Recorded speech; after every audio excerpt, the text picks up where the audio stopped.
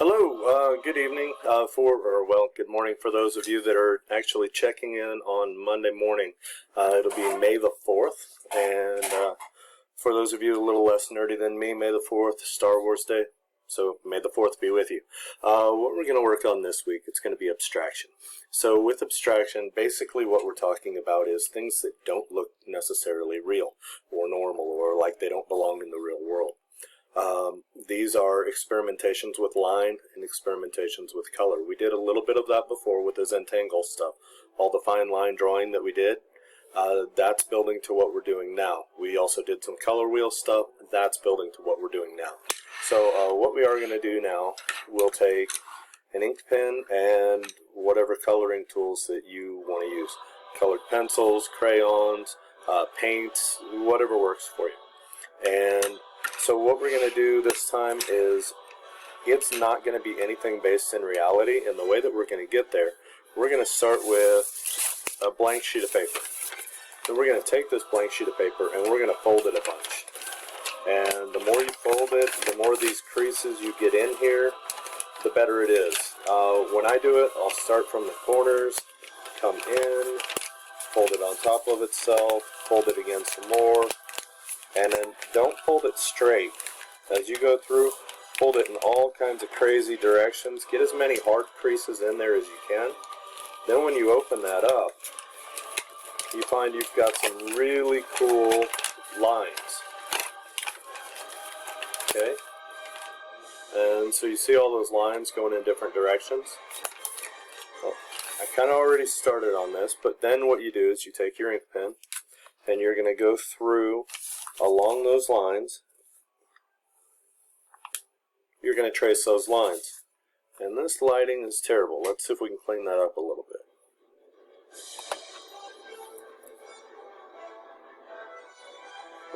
Not a lot better. But as I give you some shadow, you can kind of see where that's going, and I'll pick it up as I come along. And so basically, I'm just tracing these fold lines that are already in the paper. And then as I come across, if they're not exactly straight, that's even better, because that will make for a more interesting overall composition.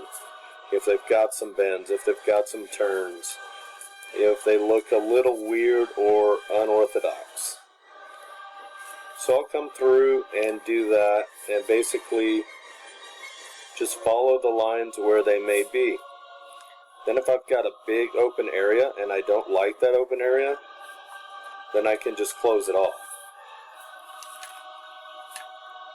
So it's starting to come together a little bit, and this is just a few minutes, not even a minute's worth of work.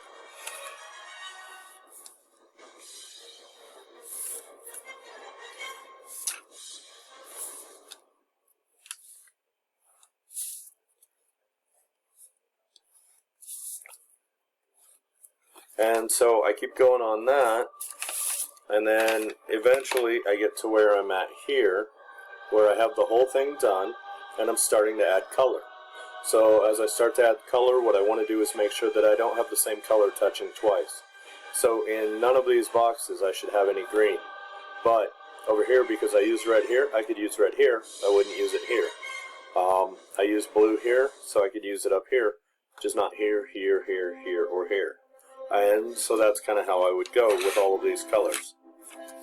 That's one way to do it, is with the folding. The other way to do it is you take your paper, crumple your paper into a ball. This is a lot more interesting. I like this technique better. I think it looks better. It gives you a cooler overall design. I'm going to do the same thing. I'm going to unfold it. I'll take the paper along the edge, and I'm going to crease it, or excuse me, try to get the creases out a little bit. But I can still see in here, and I can still see those lines. And so I'm just going to follow those lines across. And here it's going to start to look a lot more interesting than with the folds, but this is more difficult and it takes longer. I'm hoping you guys spend an hour on these, and this one will be a lot easier to spend an hour on. But if you fold it too much, don't use all of the lines or it'll take you like 2 hours, and I don't want to do that to you unless you want to. I mean, if you want to take longer on it, I'm never going to be mad at you for that. But I start to come through. You can start to see it coming together. It's a little more like a jigsaw puzzle. And again, I've got one that I've already started on. And on here, you'll notice that in addition to adding color, I've added some pattern with the pen. So you can do either or both. You can do all color, you can do colored pattern, you can do pen pattern, or some combination thereof. But notice out of the two how the crinkly one is a lot more interesting than the straight one. Even adding the color in. Now granted, I haven't gotten as far, but again, the one that's crinkly makes a lot more interesting picture. But that's what you guys are going to do this week. So go ahead and just kind of play around with those. Have fun with it. Use whatever, like I said, whatever colors you want to use. If you want to use marker, if you want to use crayon, colored pencil, if you want to use paints, that's fine. Whatever you have available to you that you want to use. If you have paintbrushes and you want to experiment a little bit, I'm completely fine with that. I just want you guys to have some fun with this. And that is it for this week. We're not going to have a quiz, so the art history research project. It's just going to be the color experiment. So do your abstraction piece, get those uploaded to me, and that's all I've got for you. Thank you guys. Have a good week.